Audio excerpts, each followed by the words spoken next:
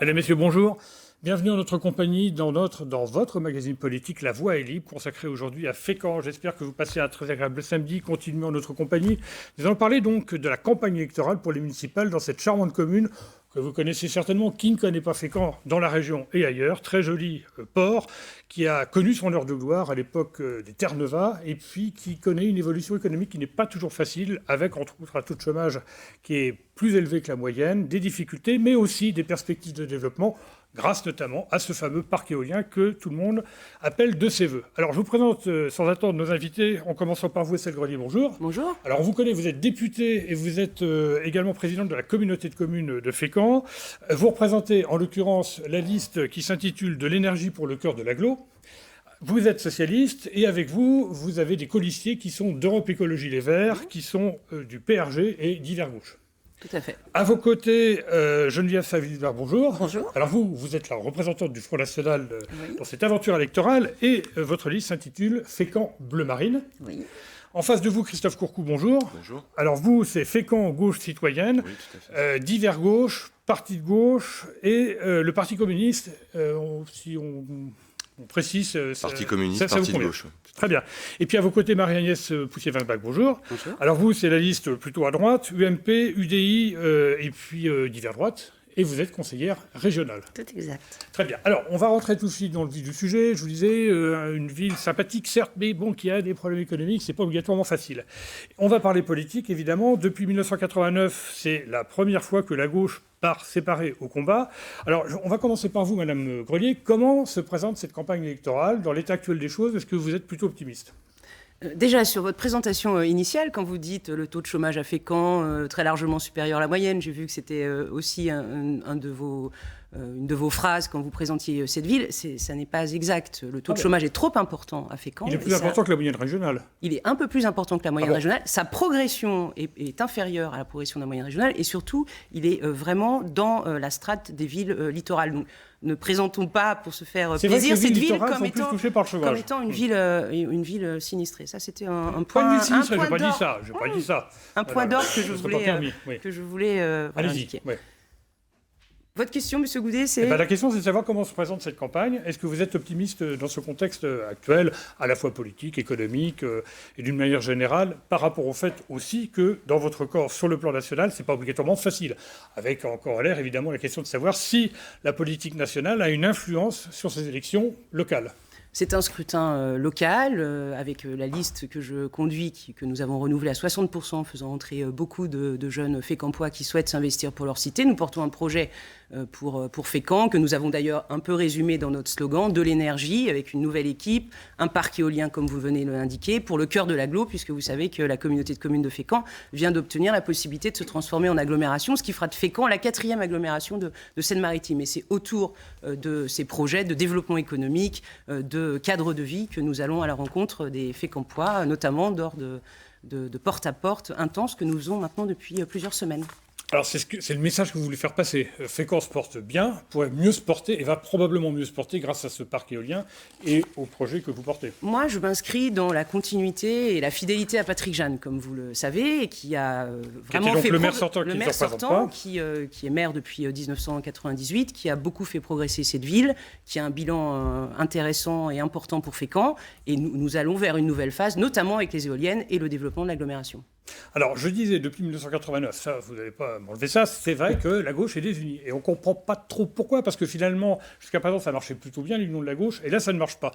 Monsieur Courcou, vous avez finalement décidé de lancer une liste. Je précise d'ailleurs, je peux le dire, vous étiez proche politiquement de Mme Grelier, puisque vous travailliez avec elle auparavant. Et là, patatras, il y a un clash au sein du Parti socialiste. Il y a 11 membres de la fédération locale qui quittent la fédération, qui vous rejoignent au cœur d'une liste qui englobe également le Parti communiste et le Parti de gauche. Qu'est-ce qui s'est passé? Alors, c'est pas moi qui décide de monter une liste, c'est un collectif qui se crée effectivement parce qu'il y a des accords au sein du Parti socialiste local. Et du coup, il y a une dynamique globale qui se lance il y a quelques mois sur quelles sont les propositions qu'on peut créer pour cette ville. Et au final, c'est soit de les proposer en appui sur les équipes existantes, en forme de lobbying un petit peu, ou alors de dire on va au bout d'une démarche de liste.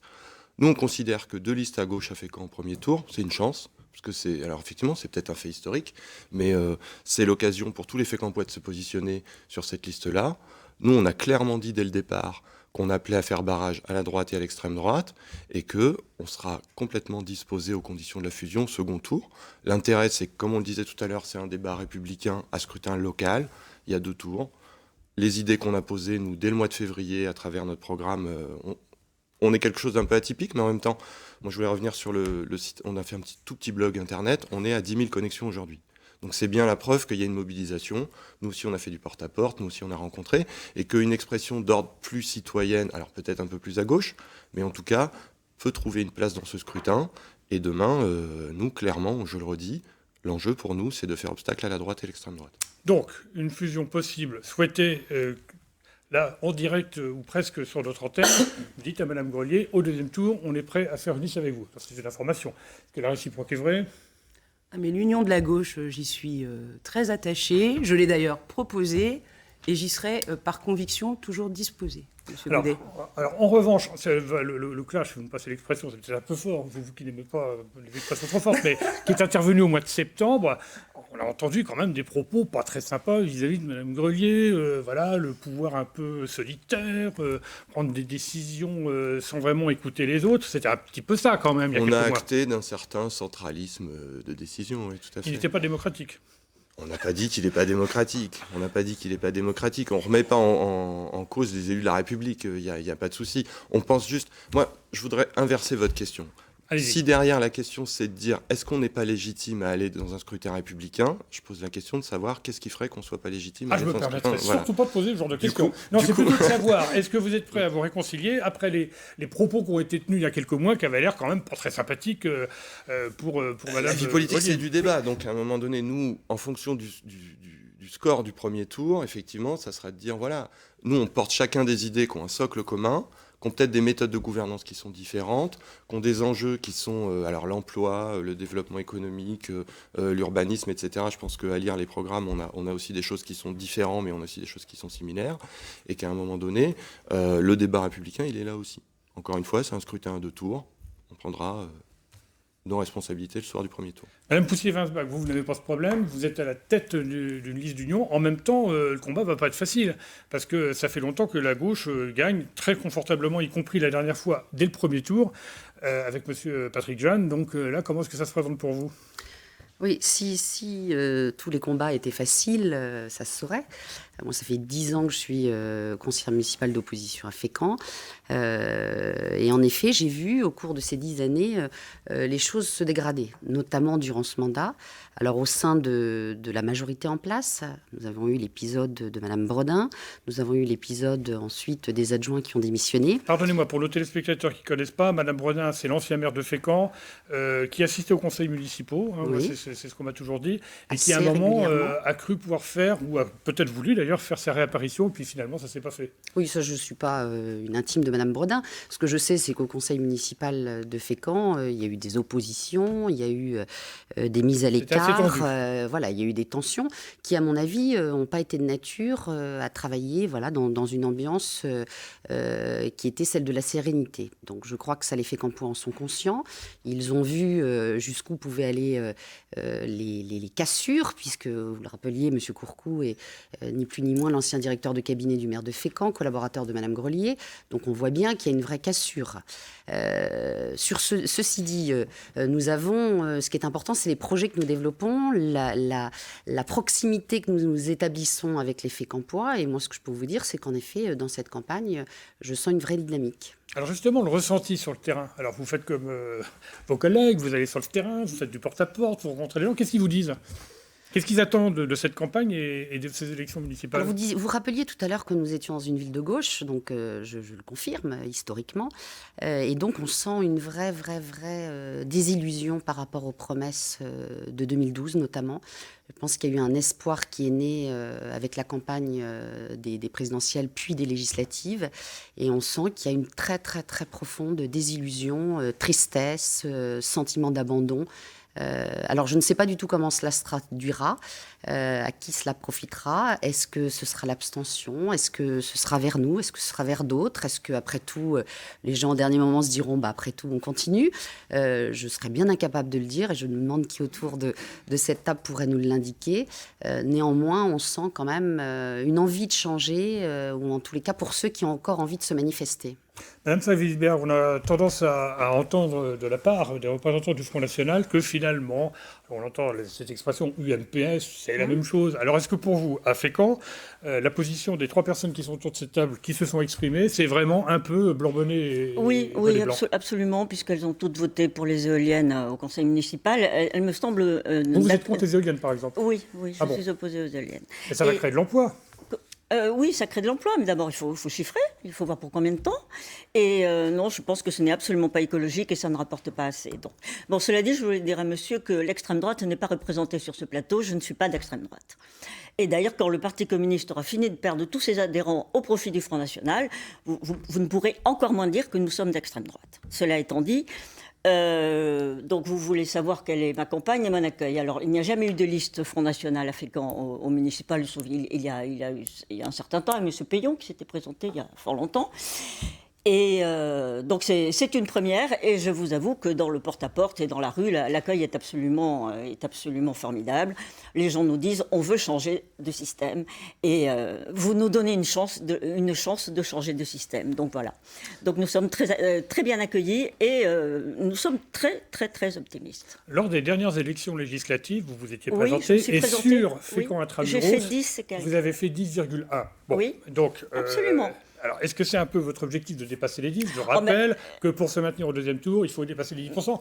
Contrairement aux cantonales et aux législatives, non pas des inscrits, mais des suffrages exprimés. Je sais. Ce qui veut dire que dans pas mal de villes, d'ailleurs, on considère que le Front National pourrait se maintenir au deuxième tour. Bien sûr. Est-ce que c'est ce que vous êtes prêt à faire ou est-ce que vous pensez vous retirer ou pourquoi pas appeler à voter pour quelqu'un? Non. Alors, je vais tout de suite vous dire, moi, j'ai fait 10,1% aux législatives. J'étais beaucoup moins connue. J'arrivais à Fécamp. Je vais continuer. J'espère bien, effectivement, bien sûr, dépasser largement les 10%.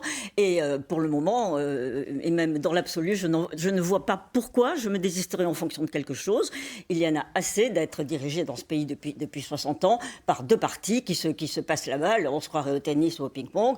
Non, c'est terminé. Comme vous le dites, tout le monde nous sommes dans une démocratie. Nous avons droit à faire voir notre point de vue. De plus en plus de Français nous rejoignent. Donc nous serons là. Et nous ne les avons pas trompés en leur disant votez Front National pour ensuite aller leur dire écoutez, vous allez voter PS ou UMP, RPR, je ne sais pas, puisque vos listes n'ont pas de parti affiché bien défini. Bon, Madame Non, Grelier. il n'y a pas le sigle de la Rose ni de l'UMP sur vos affiches. Enfin, je ne l'ai pas vu. C'est faux, c'est que vous n'avez pas vu les affiches. Non. Madame Grelier, il y a la rose sur vos affiches. C'est une liste soutenue par le Parti Socialiste, Europe Écologie Les Verts et le PRG, et nous ne masquons pas ceux qui nous soutiennent. D'accord. Alors, le fait qu'il y ait une liste Front National, comme le dit très justement Madame Saville-Berg, c'est une première. Est-ce que ça veut dire que la situation s'est un peu tendue? Est-ce que c'est un peu aussi, finalement, ce qu'on constate sur le plan national? On dit que le Front National progresse. Est-ce que c'est pas aussi, d'une certaine façon, l'expression d'un désappointement, pour ne pas dire autre chose, sur le plan politique? Est-ce que ça vous inquiète? Non, mais quand vous présentez Fécamp, où j'entends les commentaires, notamment de l'UMP, comme étant une ville assez atypique avec la présence de 4 listes au premier tour. Moi, je suis désolée quand je regarde. On n'a pas dit que c'était atypique, il y en a plein d'autres listes comme ça. Ou justifié par une ambiance particulière. Moi, je suis navrée. Quand je regarde ce qui se passe en Seine-Maritime notamment, il y a un certain nombre de villes moyennes dans lesquelles il y a 4 listes de premier tour. Chacun pourra s'exprimer sur son premier tour.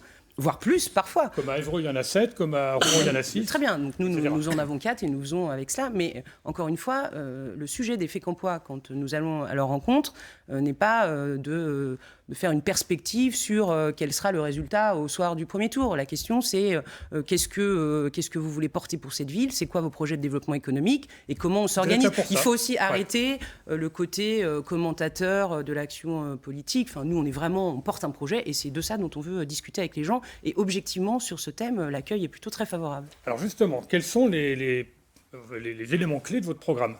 je le redis, le parc d'éoliennes en mer, dont vous savez que ce sera le premier parc en France d'éoliennes en mer, et ça n'est pas rien, avec la création d'une filière d'emploi entre Fécamp et Le Havre. Et nous travaillons d'ailleurs avec la communauté d'agglomération havraise sur ces sujets. Nous venons de réaliser un forum des métiers des énergies renouvelables, parce que nous souhaitons que nos habitants aient accès aux emplois ainsi créés. 800 pendant la phase de chantier à Fécamp, une centaine d'emplois permanents sur la maintenance. Ça, c'est un des axes de développement. C'est un des axes de développement.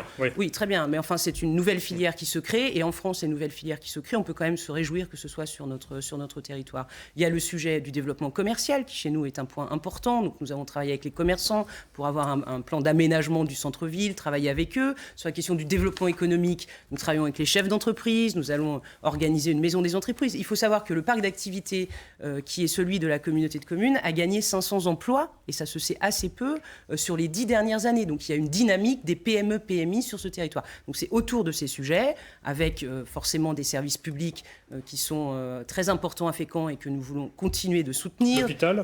L'hôpital, nous demandons, nous, le retour de la chirurgie publique sur l'hôpital de Fécamp. Nous portons un projet un peu innovant, notamment s'agissant de la création d'un service public funéraire, parce que nous considérons qu'il y a une grande inégalité devant la mort, par exemple, c'est ce que nous disons. Nous portons le projet d'un syndicat mixte sur le port, parce que nous considérons que le port doit bénéficier de nouveaux financements, en particulier des financements régionaux. Et c'est sur ces sujets, aussi de cadre de vie, pour lesquels nous avons de nombreuses propositions, que les Fécampois nous interpellent. Donc, ils ont bien dans la tête que c'est un scrutin municipal et qu'il s'agit, à l'issue ou du premier ou du second tour, d'élire leur maire. Madame Poussier-Winsbach, on a entendu Madame Grelier parler d'emploi, et c'est vrai que c'est la principale préoccupation. Alors, pardonnez-moi de le dire, mais il y a quand même du chômage un petit peu à Fécamp, on va pas dire le contraire. Il y en a trop, monsieur. D'accord. Moi, j'ai des chiffres, je ne sais peut-être pas les bons. J'ai 16,7%. Oui, 13,3%. Oui, moi j'ai les chiffres en baisse. Pardon. Moi, j'ai 16,7 aussi. Vous avez 13. 13,3, dernier recensement sur le bassin de vie. Ah, sur le bassin de vie, d'accord. Sur le bassin de vie. Alors, mais ça n'empêche que vous souhaiteriez que ce chiffre soit plus bas. On est d'accord. Alors, vous aussi, Madame Poussier-Winsbach, et vous aussi, Monsieur Courcou, et je ne doute pas que Madame Sagilberg n'aille pas dans ce sens-là. Vous, c'est pareil, vous faites des propositions concrètes pour l'emploi. On a coutume de dire, parfois on le regrette d'ailleurs, que les maires n'ont pas toujours beaucoup de rayons d'action au niveau de l'emploi. Vous voulez rétablir un petit peu ça, et puis donner plus de capacité d'intervention de la part de la mairie dans ce domaine. Oui, je considère que c'est pas parce que la compétence économique est transférée à la communauté de communes que le maire n'a rien à faire dans ce domaine. Nous avons des exemples en plus très concrets en Seine-Maritime de communes, exemple Montivilliers qui est dans la CODA, dans la communauté d'agglomération havraise, et qui emploie depuis des années et des années un développeur économique et commercial.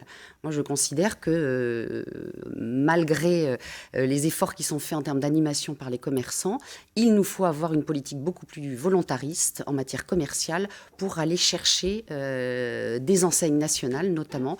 On ne peut pas rester les bras ballants en se disant c'est dommage, nos commerces ferment les uns après les autres. Alors, est-ce que c'est une réalité, ça, Fécamp ? Est-ce que vous trouvez, justement, comme on a pu l'entendre à Évreux, dans d'autres communes, que le commerce est un peu en difficulté, notamment en centre-ville ? Alors, il y a une difficulté qui n'est pas liée seulement à notre ville. La crise économique frappe évidemment partout dans notre pays, et partout ailleurs, même en Europe. À Fécamp, c'est une réalité que nous voyons. Nous sommes invités ici pour parler de Fécamp. On voit que les commerçants nous évoquent, nous indiquent qu'ils rencontrent des difficultés, et nous voyons malheureusement certains commerces fermés. Donc, il nous faut avoir une politique beaucoup plus volontariste pour aller chercher des enseignes. Aujourd'hui, c'est la guerre entre les communes, mais c'est également, pour nous, Fécamp, la guerre entre notre ville et sa périphérie. Donc, nous devons avoir une stratégie commerciale qui soit beaucoup plus importante et, à mon avis, qui relève aussi de l'initiative du maire. Et passer d'une communauté de communes à une communauté d'agglomération, pour vous, c'est un bon point ? Oui, c'est un bon point. Moi, j'ai toujours été favorable. Alors, j'étais favorable plutôt à ce que nous allions adhérer à la grande communauté urbaine qu'avait souhaité lancer Antoine Ruffnac. Maintenant, ça n'a pas été possible, pour plusieurs raisons. Aujourd'hui, la CODA, en effet, ne souhaite pas obligatoirement nous intégrer dans un premier temps, que nous ayons une communauté d'agglomération fécampoise. C'est une bonne idée. C'est une bonne idée à partir du moment, quand même, où nous aurons bien regardé par rapport à ce que nous récupérons de plus de l'État, ce que nous voulons en faire et combien ça nous coûtera, notamment sur le plan du transport.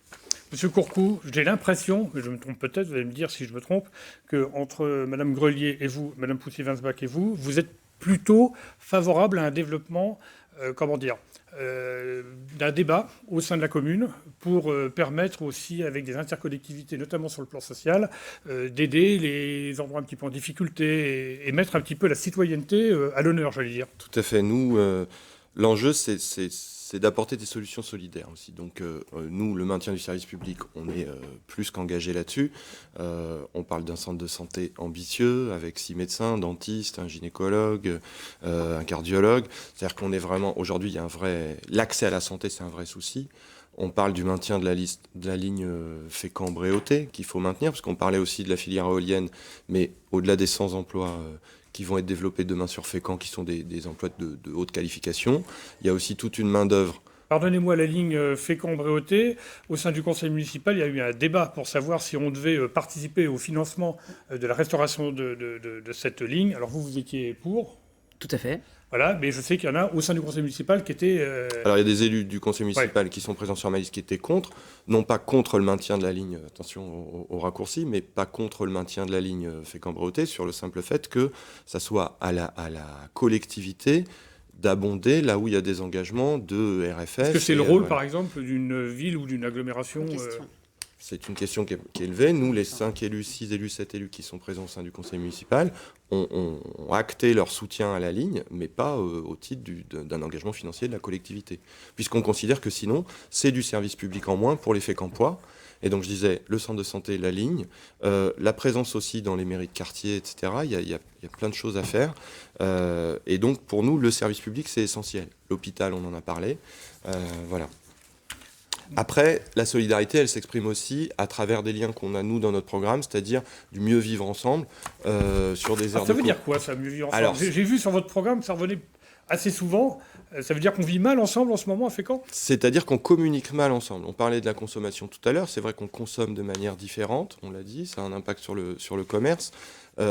On vit aussi, la précarité fait que nous, dans le porte-à-porte, on a vu des gens qui, soit par souci de santé, devaient faire 20 km pour aller soigner, soit par souci d'emploi, avaient du mal à trouver des parcours de formation. C'est-à-dire qu'on passait de petits jobs à petits jobs. Et que, pour nous, le mieux vivre ensemble, c'est aussi des solutions solidaires. On a dans notre programme, c'est a une ambition toute simple, mais c'est créer 3 aires de covoiturage aux sorties Dieppe, Rouen, Le Havre, et trouver des solutions éventuellement via le numérique, via la solidarité, pour permettre des covoiturages, pour permettre tout un tas de réseaux de solidarité, parce qu'on l'a dit tout à l'heure, tout le monde l'a dit là dans les porte-à-porte qu'on a effectués, il y a un repli sur soi. Il y a un repli sur soi, et que l'enjeu d'une échéance municipale, c'est aussi ça, je vais encore redire du mieux vivre ensemble, mais c'est de mieux communiquer, de mieux être solidaire par rapport à la crise. Je vous pose une question sur justement la difficulté peut-être de gérer la ville. Madame Safinsberg, sur votre programme, oui. On voit que l'économie a une place importante et également la sécurité. Oui, alors l'économie a une place importante, mais vous savez très bien, comme moi et tout le monde le sait ici, c'est que la compétence des maires est quand même assez bridée. Le maire n'a pas toute compétence pour développer des entreprises ou autres. Bon, les municipalités sont aussi terriblement gênées par la politique nationale et la politique européenne qui crée des quotas, énormément de normes, un droit totalement inflationniste, donc enfin, le droit du travail, toutes ces choses-là. Bon, alors je veux revenir sur le service public dont parlait Madame Grelier, en disant que le service public à Fécamp était extrêmement satisfaisant. Et monsieur disait tout à fait l'inverse, or c'est l'ancien conseil municipal qui parle. Je ne suis pas du tout d'accord. Le service public est défaillant à Fécamp et il diminue jour après jour. EDF, c'est plus ou moins privé. Il n'y a plus de bureau d'EDF. Comment ? Ce n'est pas la mairie.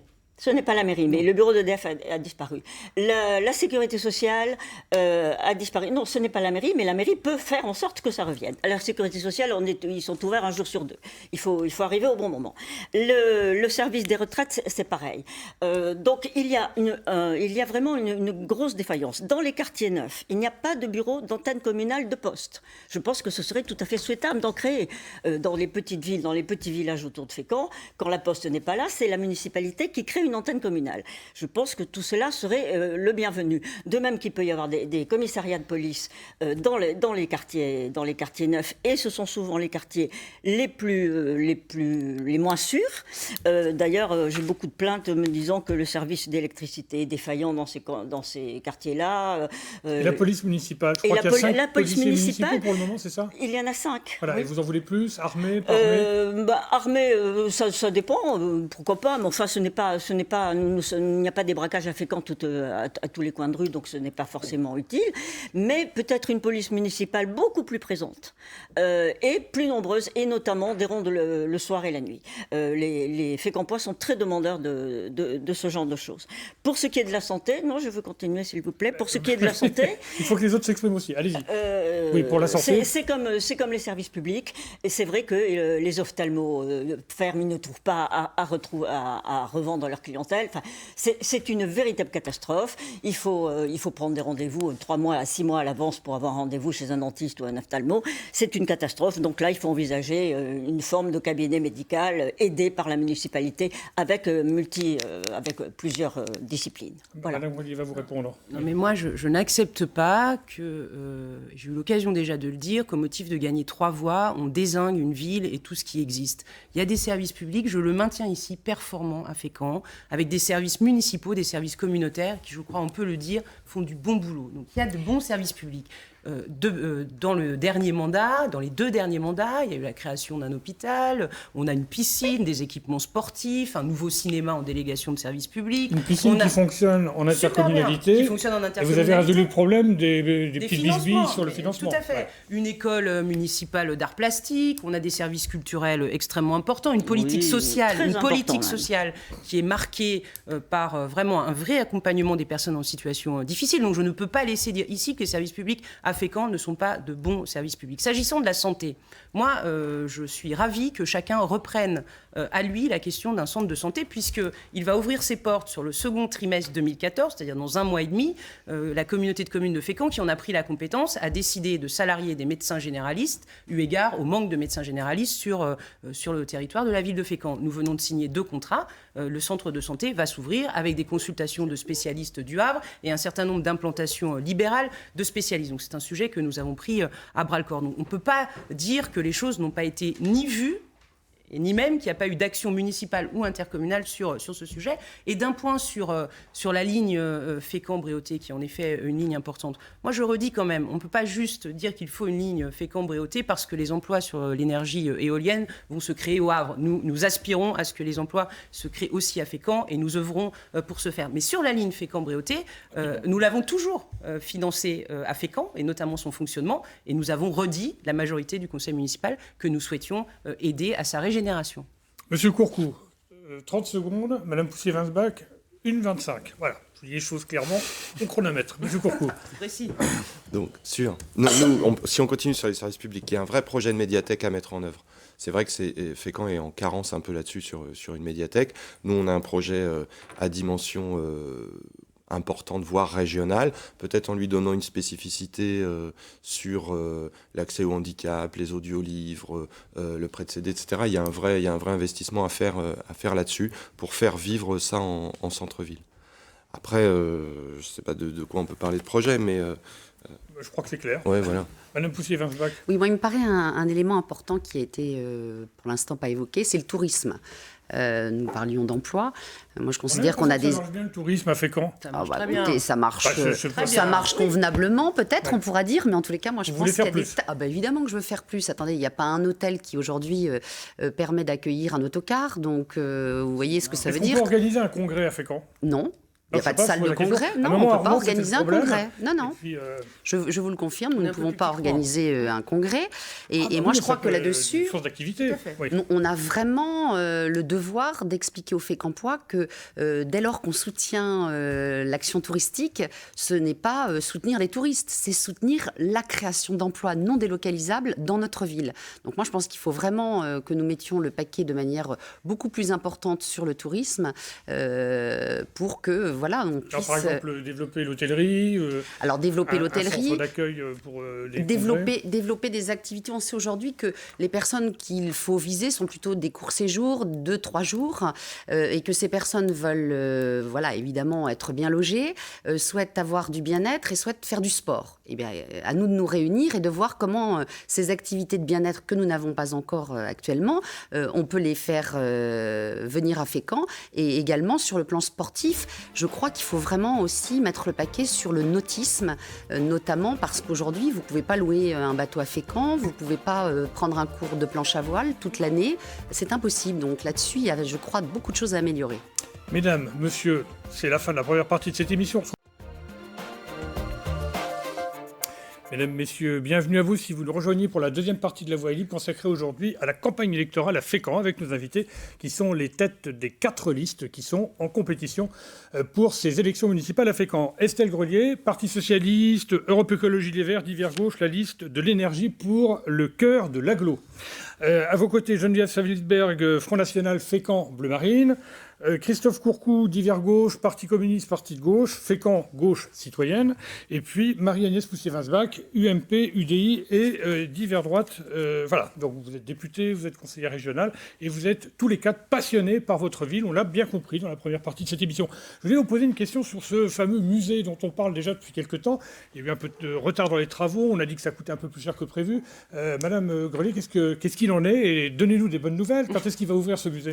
Il a déjà ouvert ses portes aux Fécampois pour qu'ils prennent vraiment possession de ce lieu magnifique. Non, il sera inauguré quand les collections le rejoindront. Il y a plus de 2000 Fécampois qui, sur le dernier week-end de janvier, l'ont visité, sont allés admirer cette splendide vue depuis le Belvédère. Et ce musée a vraiment conquis ceux qui l'ont visité. Il y a en effet eu des aléas de chantier, notamment liés à une défection d'entreprise. Et puis, mais c'est un très beau projet, qui est un projet en cœur de ville, sur ce port, avec un port dans la ville. Il y a vraiment de quoi vraiment dynamiser la fréquentation touristique de cette ville. Madame Poussier-Winsbach, est-ce que ce musée correspond véritablement à une attente? Est-ce qu'il a coûté trop cher d'après vous? Est-ce que c'est malgré tout quand même une belle réalisation? C'est la conjonction de 2 musées en fait. Oui, c'est la conjonction de 2 musées, vous venez effectivement de le dire. Donc nous avions un musée d'Eterneva et nous considérons qu'il ne s'agissait pas d'une priorité, ce musée, notamment parce que nous avons le musée de la Bénédictine qui accueille chaque année 110 000 visiteurs, que nous avons l'abbaye, bref, que nous avons déjà un certain nombre de choses sur le plan culturel et qu'il ne nous apparaissait pas opportun de mettre autant d'argent dans ce musée. Je voudrais peut-être rajouter qu'en effet, si vous dites le délai était un petit peu plus long, ça devait être inauguré en 2008, donc nous sommes en 2014. En effet, c'est beaucoup plus long.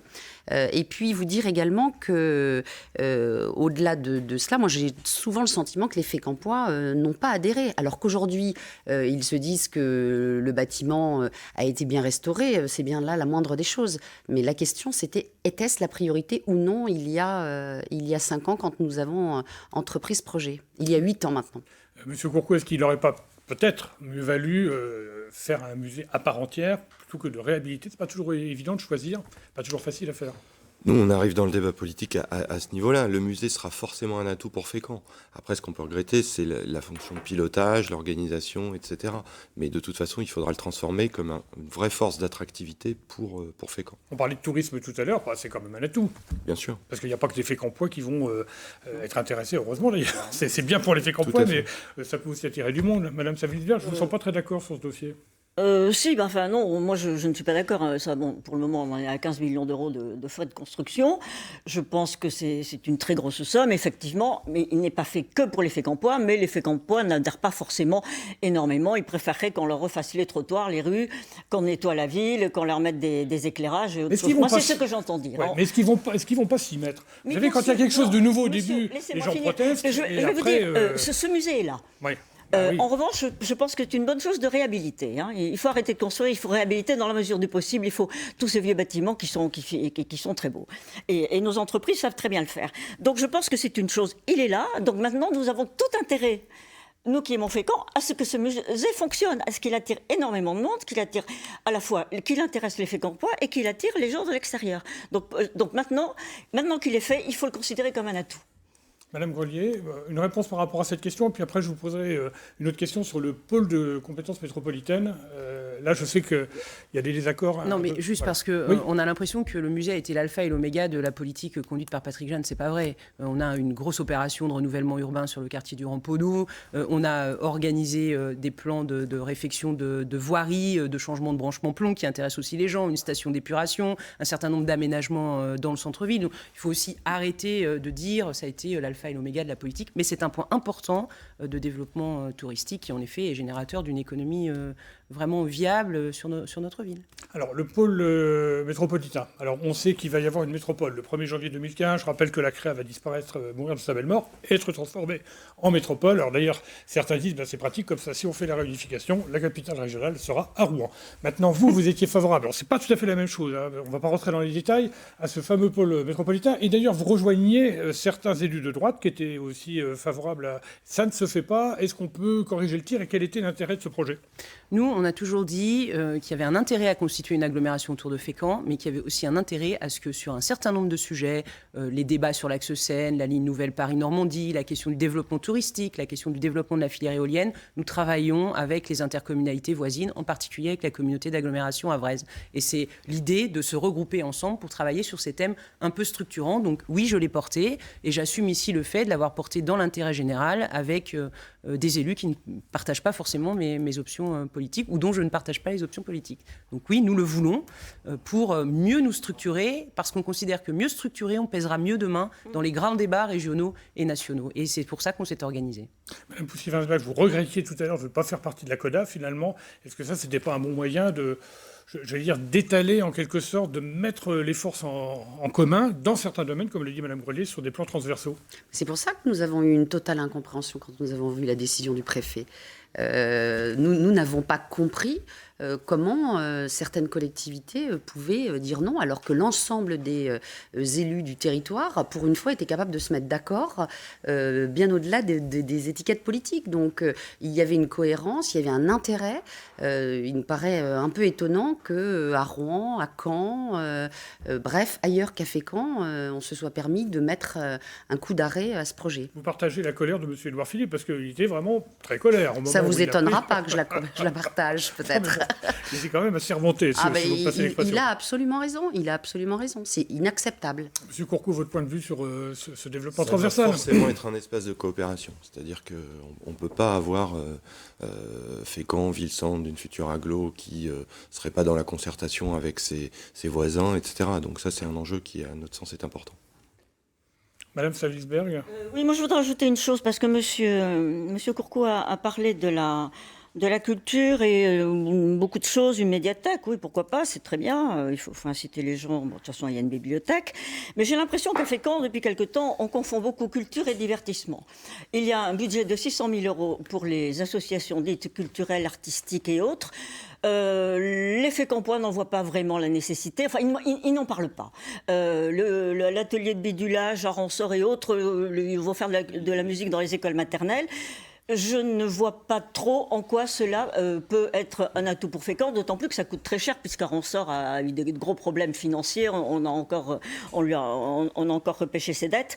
Voilà, alors ça c'est une chose que je voulais dire. Et autre chose, les éoliennes, je suis tout à fait ravie, ça crée des emplois, mais est-ce qu'on peut être sûr que tous les emplois créés par les éoliennes seront faits par des entreprises françaises et qui engageront des ouvriers français ? Et pas de droit européen. Non mais attendez, sur la politique en direction des associations, qu'elles soient culturelles ou sportives, la ville de Fécamp les a toujours beaucoup soutenues et j'aspire à ce qu'elle continue de les soutenir. Et je ne peux pas entendre que le réseau associatif serait quelque chose qui ne parle pas aux Fécampois, qui les fréquentent vraiment avec assiduité. Nous n'avons pas rencontré les mêmes, madame. S'agissant du pôle métropolitain, il y a quand même un sujet, c'est que la Basse-Normandie, les intercommunalités de Basse-Normandie concernées par ce projet n'ont pas voulu venir avec nous. Je ne suis pas sûre d'ailleurs qu'elles étaient toutes socialistes. Donc c'est à ce motif-là que le préfet a justifié sa position. Nous venons de relancer une association avec Édouard Philippe pour aller convaincre, prendre notre bâton de pèlerin et aller convaincre ceux qui ne voulaient pas nous rejoindre à ce stade. Alstom et Areva sont, je crois, deux entreprises fleurons de l'industrie française qui ont obtenu, alors pour Alstom, l'appel d'offres à Fécamp et Areva qui doit s'implanter au Havre, à notre grande satisfaction pour l'un et pour l'autre. On va terminer, si vous le voulez bien, par votre projet personnel. Alors, vous êtes, je le disais tout à l'heure, n'ayez pas peur, Madame Grelier, je ne vais pas vous mordre.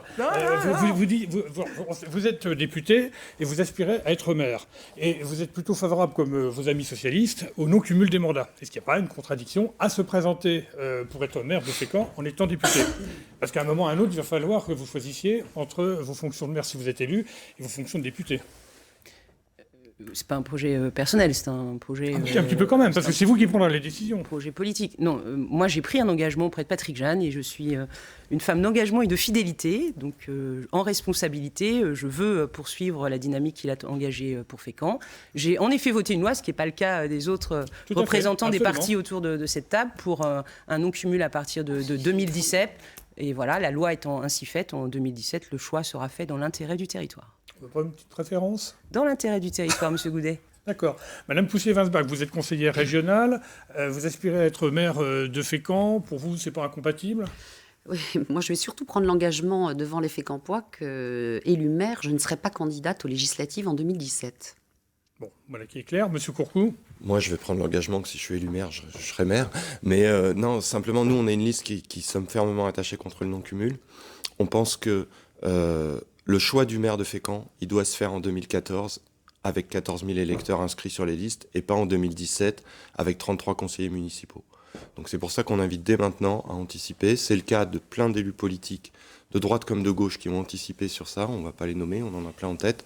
Et donc c'est un des choix importants aussi, une des raisons, nous, de notre engagement. Rapidement, en conclusion. Oui, rapidement. Le Front National a voté contre le cumul des mandats, je tenais à le dire.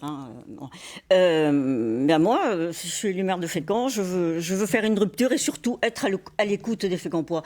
Parce que c'est ça qu'ils veulent. Il faut savoir ce qu'ils veulent. Et nous ne représentons pas nous-mêmes toute la population. Nous avons besoin de son avis. Mesdames, messieurs, merci d'avoir participé à cette émission. Débat très intéressant, très enrichissant. J'ai appris plein de choses en vous écoutant et je suis sûr que les téléspectateurs aussi. Jeudi prochain, nous avons rendez-vous à 23h pour une émission spéciale de fin de campagne. Alors rendez-vous sur notre antenne.